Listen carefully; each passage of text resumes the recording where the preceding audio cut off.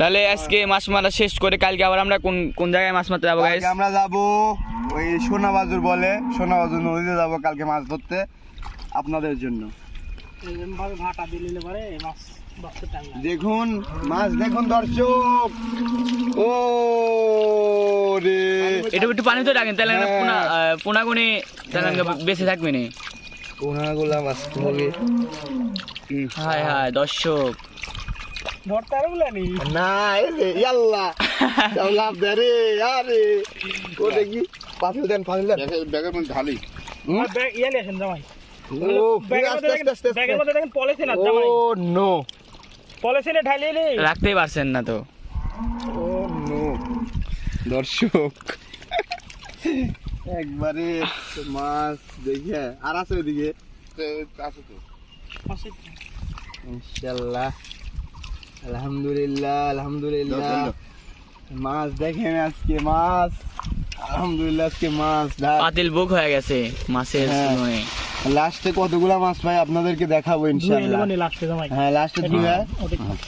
আরে কিন্তু এই মাছটা মরে যাবে বাপ, এবার চুলার মধ্যে পানি দেয় হালকা। পানি দেওয়া লাগবে, পানি দেওয়া লাগবে।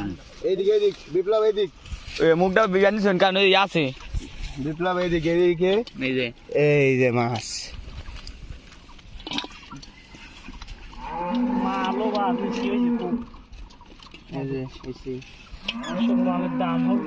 তাড়াতাড়ি এখন পোনাগুনি কাকলি মাছ। কাকলি, এই যে কাকলি মাছের পোনা, এই মাছটা আমরা নিব না, এই মাছটা আমরা নদীর ছাড়ি দিব, কারণ এটা পোনা মাছ, এটা আমাদের নিয়ে কিচ্ছুই হবে না। আমরা এই যে ছাড়ি দিলাম, ওই যে চিংড়ি মাছ অবমুক্ত করে দিলাম। এই যে চিংড়ি মাছ ছাড়বো না, চিংড়ি মাছ অনেক দামি, অনেকগুলো চিংড়ি মাছ আমরা পাচ্ছি, চিংড়ি মাছ ছাড়বো না। আর এই যে পোনাগুলো আছে না, এই পোনাগুলো আমরা চিংড়ি মাছ বাছার পরে পোনাগুলো আমরা আবার নদীর ছাড়ি দিব।